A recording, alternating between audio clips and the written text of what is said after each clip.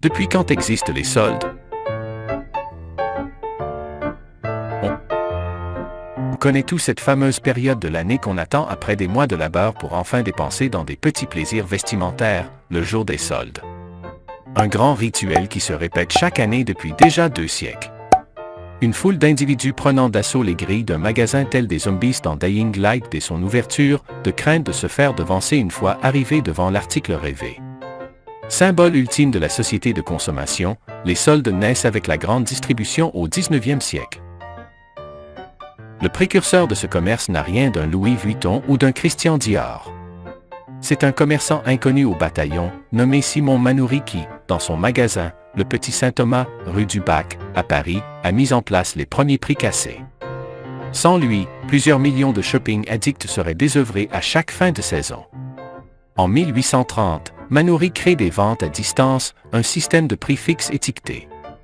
Le Petit Saint-Thomas devient au bon marché en 1852, date du Second Empire pour te rappeler une notion importante de l'histoire. Il est repris par un de ses employés, Aristide Boucicaut, qui s'associe avec les frères Vidot, patrons d'une mercerie voisine. Le grand magasin inspira Émile Zola pour son roman Au bonheur des dames. Finalement, c'est effectivement au grand bonheur des dames de l'époque. Une véritable révolution dans le monde du commerce puisque Manoury a inventé bien plus qu'un concept. C'est une véritable révolution de la consommation qui est enclenchée. Guidé par les midinettes, des vendeuses qui mangent leur dinette à midi, l'acheteur devient maître de ses emplettes. Avec l'essor des grands magasins, de nombreuses enseignes fleurissent dans la capitale, au printemps en 1865, les Galeries Lafayette en 1894. Solde s'utilise alors au singulier et désigne un bout de tissu qui vaut un sou, sold en vieux français.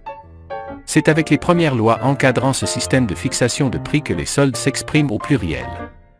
Les premiers textes officiels apparaissent dès 1906. Les marchands pratiquant ce type de vente doivent alors obtenir une autorisation du maire de leur cité.